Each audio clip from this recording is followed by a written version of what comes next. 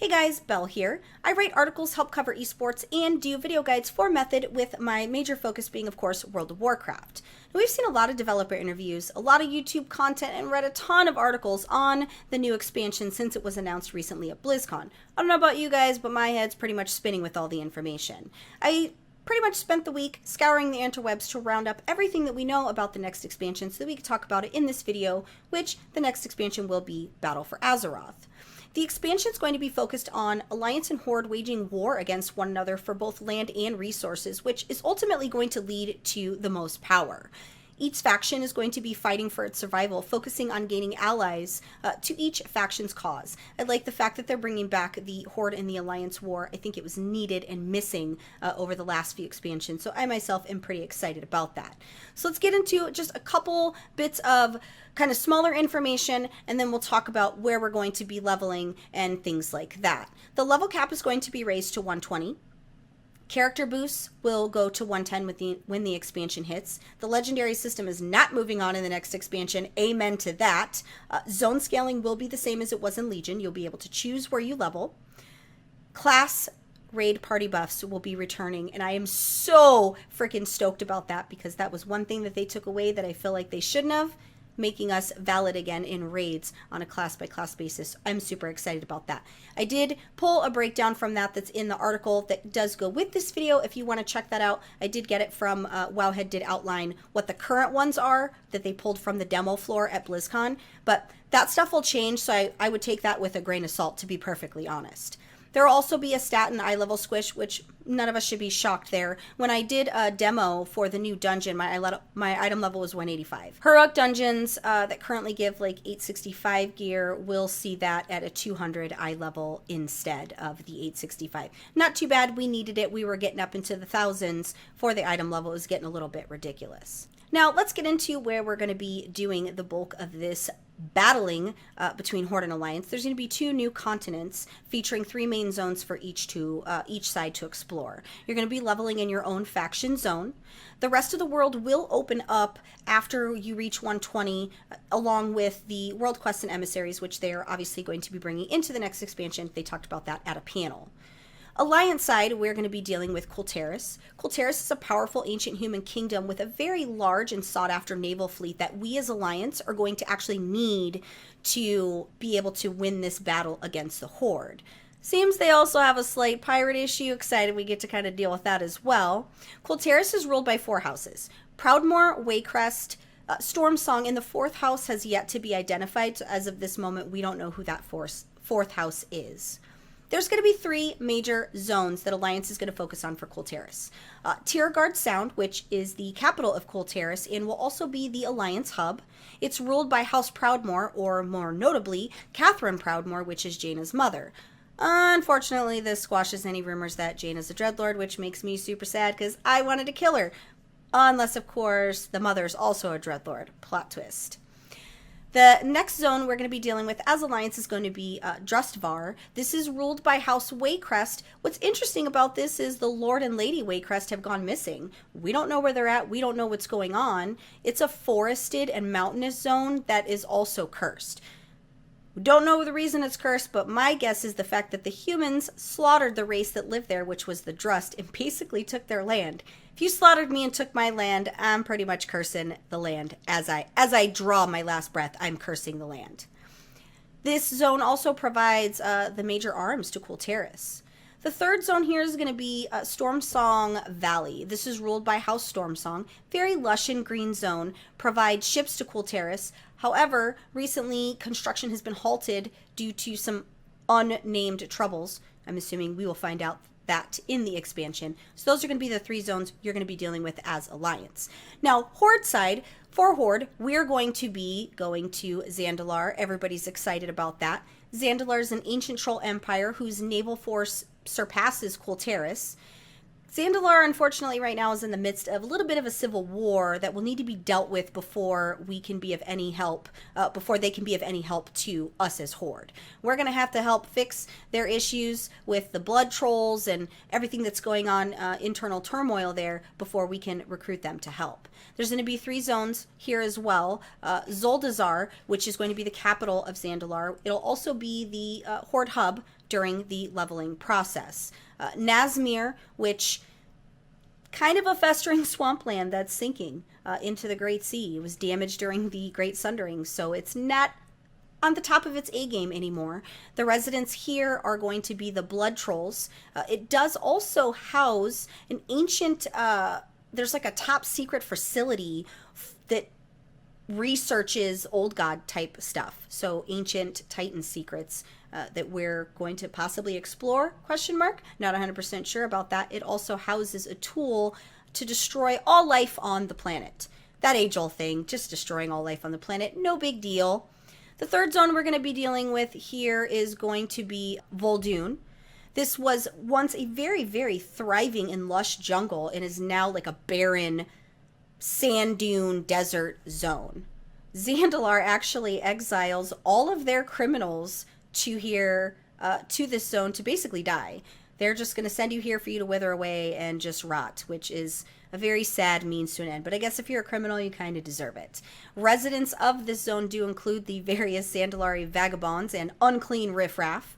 The Volpera, which are the little fox people, we're going to actually befriend them as Horde on our journey. And then the Setharak, which we're going to be facing off against as Horde throughout this zone. That's going to be the major zone focus here. I'm sure more to be developed there, but that's what we know so far. Next, along with this expansion, because it's an all-out war with the two factions, we're going to need to recruit allies to help us. Enter in playable races that are known as allied races. So these allied playable races, we will be able to unlock and create new characters with them, which I'm pretty excited about. There's 6 that we know of now. They did state that there's going to be more as this is being developed, but we know 6 for sure right now. You'll unlock each race with that's specific to your faction, because they're split up into factions. As you progress through the story, you'll unlock the race as you go through that storyline where you're gaining them as an ally, which I'm excited for that. Wowhead also mentions that you can start working on part of the requirements needed to unlock these races now, as they're likely linked to reputation, such as the High Mountain Torrens probably linked to High Mountain reputation, which we've been going through this content, it shouldn't be that big of a deal. These allied races, once you have them unlocked, when you roll a brand new tune, you'll be able to start questing at level 20 versus level 1, which I thought was pretty cool. These new allied races do have racials. I'm not going to list them in this video because that's going to change a million times over, I'm sure, as they're refining the abilities and doing this in that regard. Now, since they're adding new races for us to be able to create, they will be adding an additional 6 character slots per realm for you to be able to do that. Nothing was mentioned on the 50 cap being increased for an account. All it was mentioned was 6 character slots per realm. I don't think that they plan on increasing that 50. As of now, nothing was said anything about that, in case you were wondering. Now, once you level one of your allied races to level 110, you'll unlock heritage armor that's specific to that race, which I think is pretty cool, because then you get that armor that makes it look like that race. With that, let's talk about the races. Here's what we know so far. The allied races for Alliance is going to be the Lightforged Draenei. The classes that are allowed to have this race are Hunter, Mage, Paladin, Priest, and Warrior.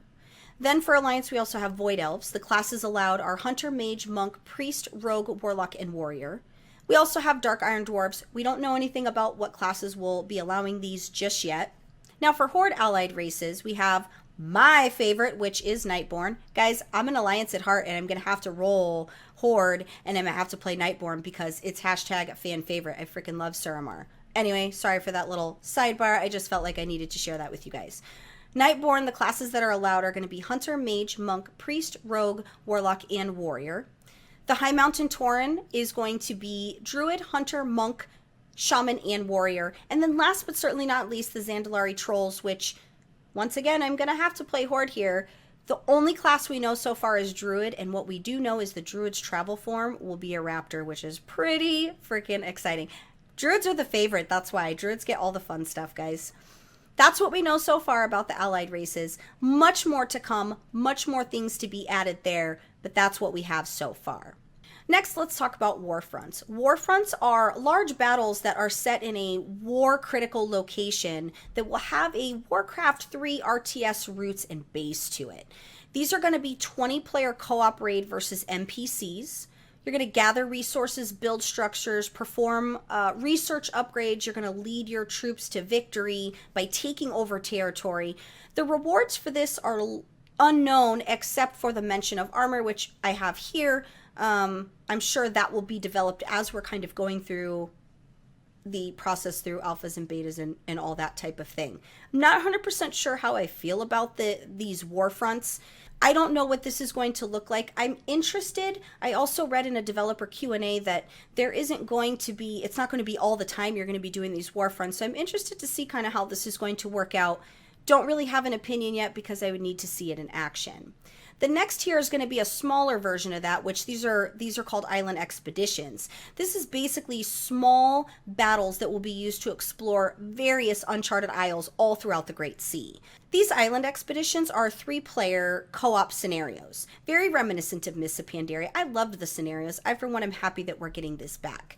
The difference in these is the technology that they've developed to go along with it. They're replayable, and they have varied and dynamic objectives, so it's going to be different every time you go into these. You're going to be racing against AI opponents of the opposite faction for resources and treasures, and it's going to last about 15-20 minutes. Now, here's some things to kind of break down to help us understand a little bit about these island expeditions. The tactical AI technology that's being used as our opponents, this is being tested. The AI is supposed to have an understanding of map objectives, have a solid sense of strategy, be able to counter effectively, and has personalities. I don't know about you, but that creeps me out a little bit. Feels a little bit like Skynet. But, I mean, I'll drink the Kool-Aid. I'm in. If you're telling me that this AI is advanced, I'm in on that regard. This isn't role dependent either. You can have 3 DPS if you like, which I think is super important that they did that. I hate having to have specific roles in something and that being a make or break on whether or not you can do something. So you can have 3 DPS, 3 tanks, go hog wild, all good. You can also opt in to battle against other players, so it's not just PvE. The difficulties are going to be normal, heroic, mythic, and PvP. You'll be able to battle against other players, which I think is pretty neat.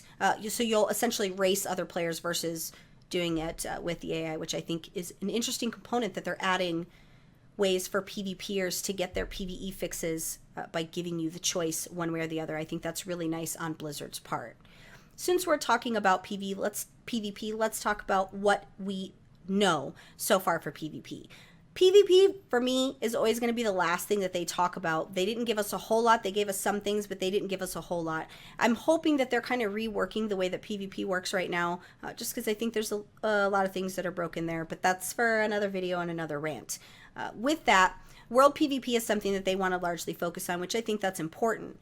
They've talked about how it hasn't been updated since 2005, and they need to update this new World PvP system for players today, which makes a lot of sense to me. What they want to do is they want to improve, they want to put in, and they want to build that up. Part of doing that is they're going to be removing the PvP and the PvE server divisions, which is a huge step in what I'm going to say is the right direction. I'm sure it's scary for those of you on PvP servers. I think this is a huge step in the right direction by just knocking down that barrier so that you can really have more people to PvP with. I think at the end of the day might be what this means in a better quality of life for your world PvP when you're actually doing it. With this barrier being removed, the power is going to be in your hands. You'll have the ability to toggle on or off your world PvP on a whim whenever you want. So PvPers can level without being ganked or worry about that. And those of us that are on PvE servers can PvP when we feel like it, and it's not that big of a deal, and I think that it makes it a little bit more exciting, at least on my side. Everybody's going to have an opinion, guys. It's okay. It's okay that we have different opinions. We're going to make it through this. With those changes being added, you'll be able to toggle on your world PvP only if you're in a major city. So you can't just be in a rando zone and be like, oh, there's a guy I want to fight, I'm going to go kill him. You're going to have to make a conscious effort to decide you want a world PvP, which I think that's nice. They're also going to be putting in, they stated that they want to make having your world PvP turned on worth the effort. This could be in the form of an XP bonus while leveling, could be honor gains. We don't really know much at this point, but whatever they do, I think that's pretty cool that they're trying to entice people to get into it, to kind of make it a thing. I think that it's nice that they're doing that. For instance, PvP, we are getting a new battleground. It's called Seething Shore. It's located off the coast of Silithus. This, we're actually going to be able to preview this soon on PTR. It is going to tell a pre-expansion story, which I thought was interesting that they're going to use a battleground to kind of tell that story a little bit. I think that's pretty awesome in my opinion. Don't know when PTR is hitting or anything like that as of this video. I haven't seen anything on PTR yet, but we'll be able to preview it then.